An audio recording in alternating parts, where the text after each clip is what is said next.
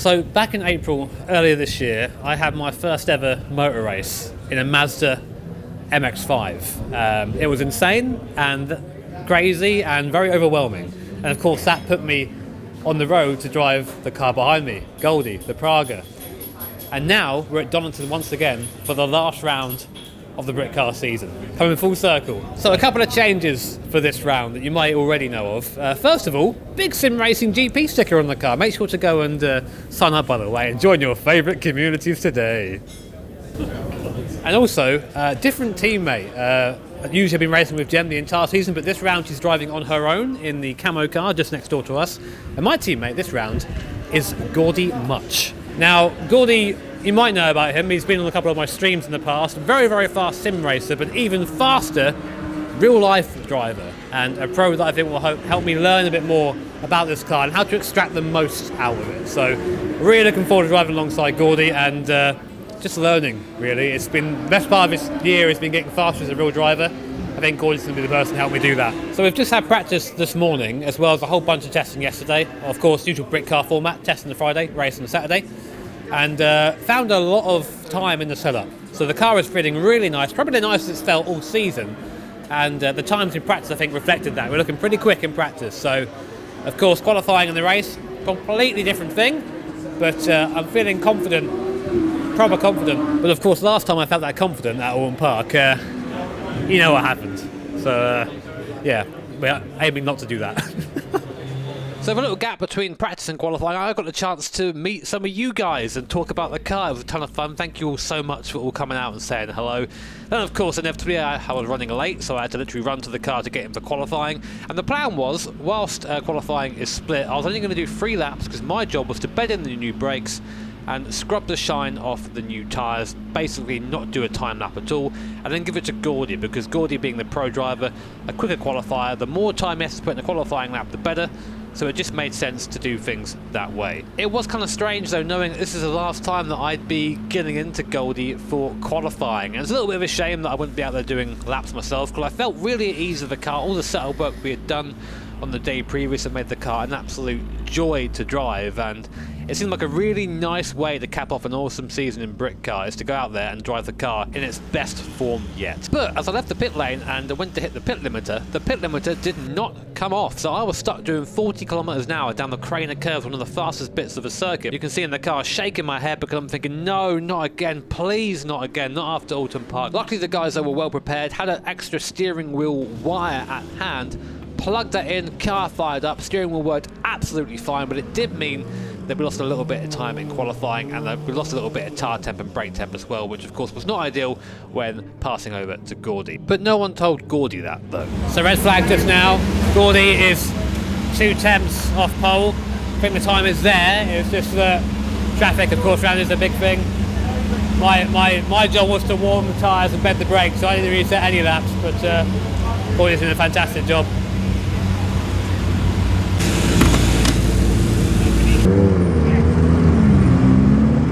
Please don't red flag session, come on. I think it's 333 that stopped in the pit. Don't red flag, don't red flag, don't give us a lap. You can go round, come on, it's fine. Red flag. Oh, damn it. Yeah. Oh well, second's good.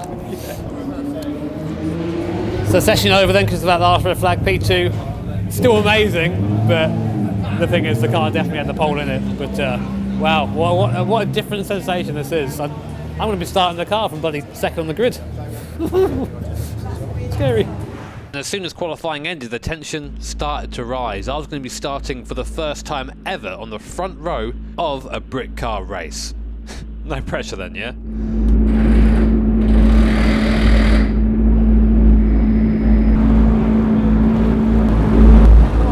So race 1's about to start.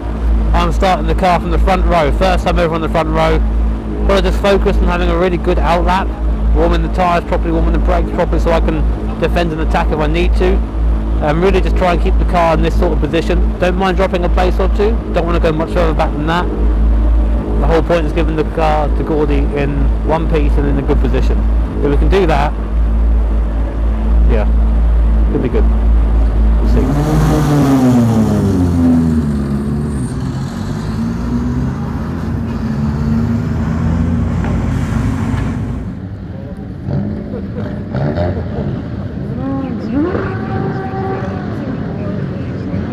So I focused super hard on getting the car up a temperature. I wanted to be able to keep up with and maybe even attack the leader of the race. But little did I know that T1 would change everything.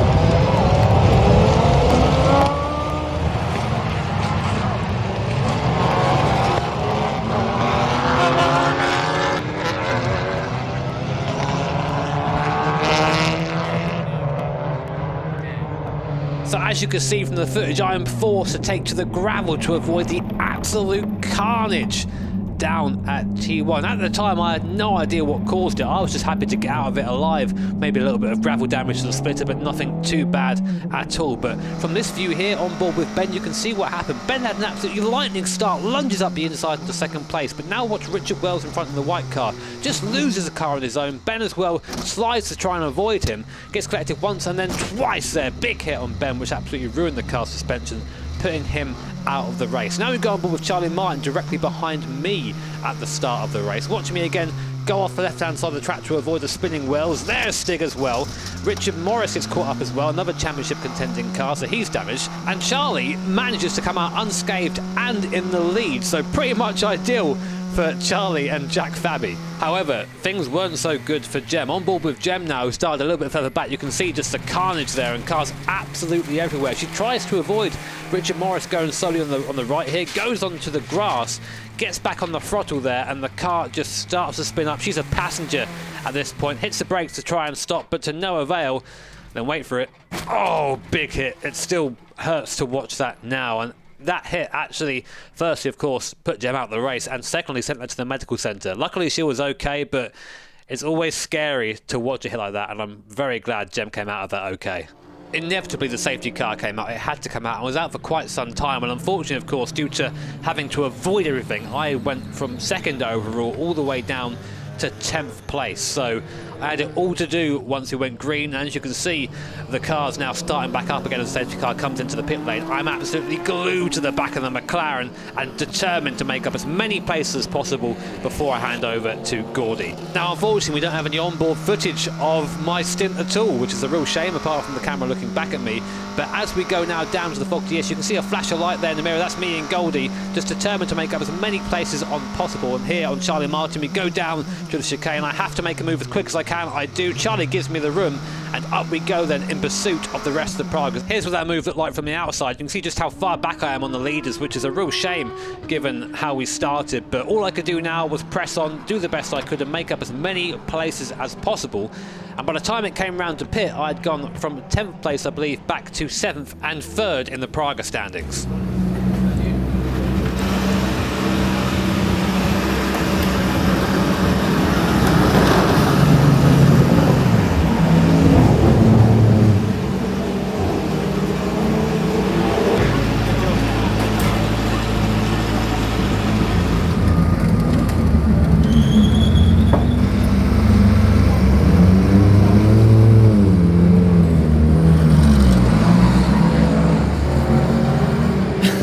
First stint over, spent the vast majority of it behind the safety car because of a massive crash at T1 and the Craders as well.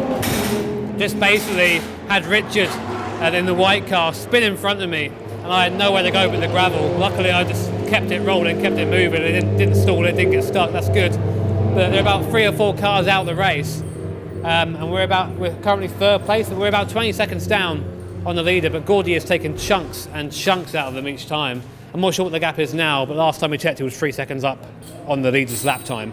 What's the lap time now? He's now 8 seconds off them. He was 20 seconds off them 3 laps ago. So there you go. He's gained about 12 seconds in 3 laps. So Gordy is driving like a man from the locks. 7th, we've got Carl Cavers in the Ferrari, started by Lewis Plato, and Gordy Much has got past Miles Lacey there, coming out of Goddard's. He's up into 3rd place now. Gordy Much is going like an express train here. Come on, Gordy! Come on, mate! Keep those lap times, keep those lap times. Yes, mate, come on! 8 laps. Fucking hell. Gordy's has taken the lead. He's closed down about 20 seconds in 6 laps. He's done the fastest lap of the race time and time again. He is on it. But the race isn't done yet. We've faltered here before, and I'm just gonna leave it.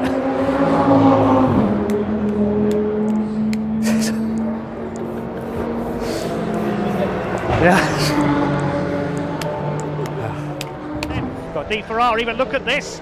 Gordy much up the inside into Coppice, straight past the Tyrannis, and into second overall. Here are the leaders, and look at this over the line. Through goes the 87. Much takes the lead. Down the straight, Gordy Much has done it. So Gordy Much takes Gleb Stefanovs. Now the Praga leads overall. Car number 76, he's only 7. It's the Vulcan, it's got by him. He's done it. He's just done him, that was him. Overall lead. Our mistake, we've done him already, well done. It then sort of dawned on me what was happening. We were about 5 minutes away from achieving something incredible, and for me personally, fulfilling a dream.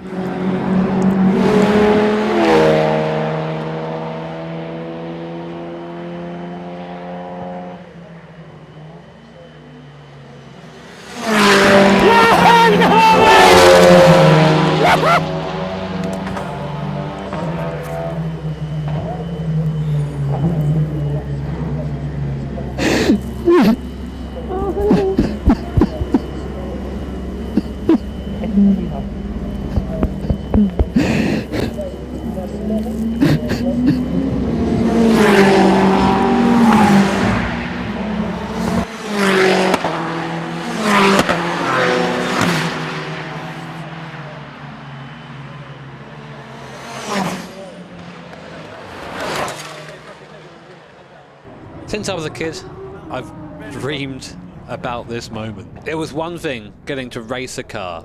I never thought I'd get that opportunity, but a whole nother thing to stand on the podium and to be able to do that on the top step of the podium in a race full of challenges that we managed to best in front of fans and friends and family. It was just a little bit too much to take in, and I'll always be grateful to Praga for helping me live this dream. What happens now? I don't know what happens now. Yeah, done now. Well done, mate. Thank you, man. Congrats. Part of it, I guess. Enjoy yourself, boys! Get up there, man.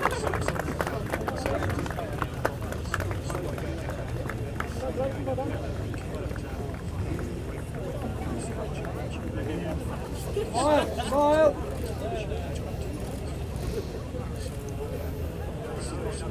The reaction to the win was just unreal. The amount of people that came up to me after the race to speak to me, to congratulate me, it was truly humbling, and I am forever grateful to have friends and fans that genuinely care about our success. Tell you what, mate, for many, many years I've dreamt of holding a bit of silverware on a podium in a real race, and I was happy with the idea of third, more than happy with third. And here we are, overall winners of the first round of the first race here, the last round of Donington. This trophy belongs to me, and I earned it. And that is a very special feeling. I'm not quite sure I'm going to get used to it. Got to try and reset a little bit now though, because we do have a second race, which is why this hasn't been sprayed everywhere, because you don't want to be driving around stinking of booze. It's not a good look in a race car, I've been told. But yeah, I don't know.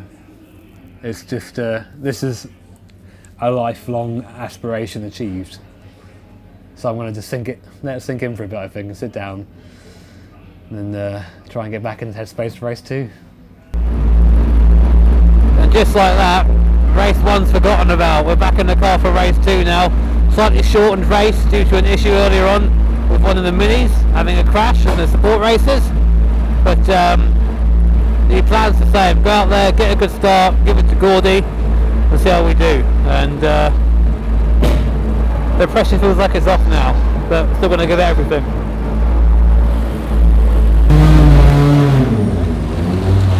I'm still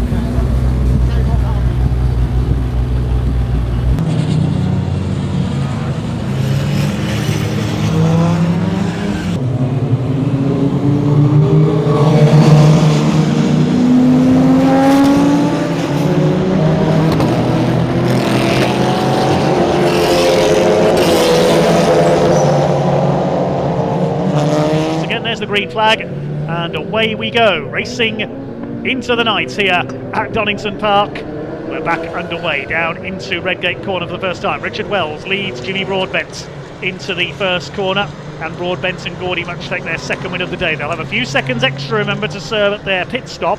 Wells and Tim Gray will not, because they finished outside the top three of the Praga Championship in their first race. So they could be among the favourites for overall victory here, but Jimmy Broadbent is not hanging about here in the 87. Up the hill they go towards McLean's. Third place is Morris. So at the end of the first lap, me and the other two lead Pragas are actually starting to pull away from the rest of the field, and I was absolutely glued to the back of Richard Wells in the treble one car, doing the best I could to try and get by, but his car was super quick in a straight line, meaning that a lot of my chances to overtake, unfortunately, into corners, I was a bit too far back to have a lunge, but otherwise I was really comfy in the car, really pushing it and getting some good results. New fastest lap of the race by Jimmy Broadbent, 31.358, so he's closing on our race leader Richard Wells. As soon as the pit window opened, I dived into the pit lane, but Gordy was going to have a tall ask given that we had a 15-second success penalty from winning the first race.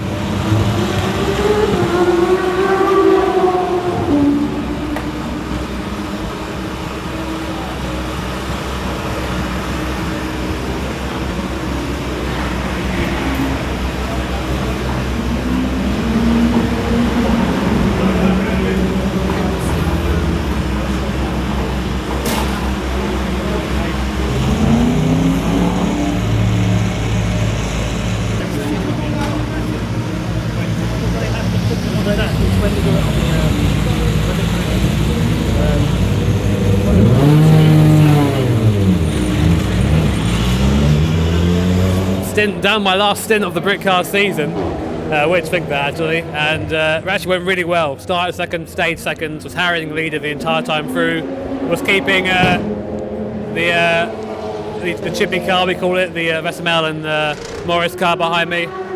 So yeah, pretty happy with that. Gordy's out there now doing what he does best, setting purple sectors. We're a bit far back in this one because we had a 15-second success penalty because we won the first race. So realistically, the win's probably not on unless something happens ahead of us. But I think we're currently in third and still on the podium for now. So second would be great, but yeah, you got to tell Gordy what to do. He'll just keep pushing until the end of the race. So, oh man, I'm knackered now. I'm not sure. Through Goddard's. Wesmail sideways, so now your leader is Tim Gray. Across the line, through to second is the 87 of Gordy Much. Look at this, they're jockeying it out like remote control cars here. And the 87 is through to second as they race into the darkness here at Donington Park. Still 13 minutes of this final Brit car endurance category race of the season to go.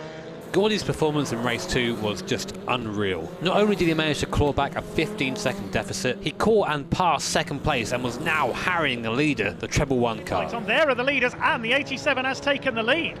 Gordy Much is in front. So 87, Gordy Much in the car, started by Jimmy Broadbent, now in front from Wells and Gray. The checkered flag has come out a couple of minutes early, presumably either due to curfew reasons or because of the darkness. But the race finishes a couple of laps early, so that means it's going to be a double win for Jimmy Broadbent and Gordy Much.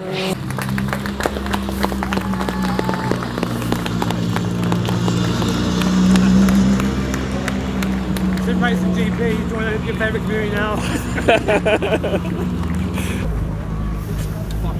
That was a crash.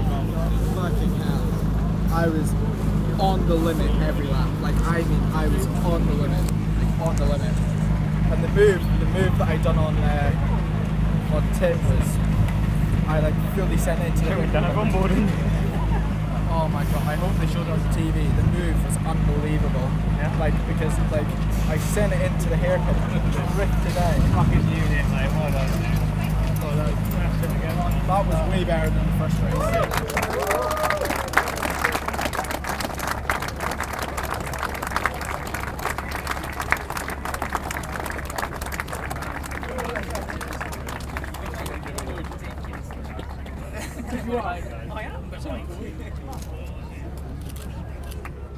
And for the last time this Brit car season, Goldie went back to the garage, but this time a double winner.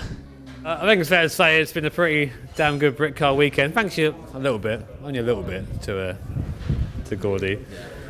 Mate, it's been alright, isn't it? Yeah, I think it's been a bit of a dream weekend. The only possible way it could have went better is if we got the pole positions, but that's my fault. So, but apart from that, double race win, double fastest lap. I couldn't ask for much of a better weekend. Good to get you on the podium finally. Fuck off, mate. Like, is that not alright to have that? But yeah, finally on the podium twice. Couldn't really ask for much more, really. So, legend. It's kind of weird to think this time back in April, I was driving this car for the first time as a terrified individual, someone who'd never driven a proper fast race car before, and now here we are, end of a season. I think finishing it the way I didn't think was possible, really, with a double win. Amazing. And what was even more special is I got to capture this journey on camera and show you guys the bad bits and the good bits, and at the end of it, get to stand on the podium in front of my mum and raise the trophy. It's pretty special, if you excuse the drop spanner. But guys, thank you all so much for making this possible. It couldn't have happened without you at home. Like and subscribing, give me a hate in the comments, whatever you're doing, it all helps, so thank you. And yeah, hopefully the plans for next year will make you guys as happy as it made me as well. And yeah, I've not got much else to say. I'm going to probably start having a cry soon. But thank you for watching. Love you very much, and see you soon.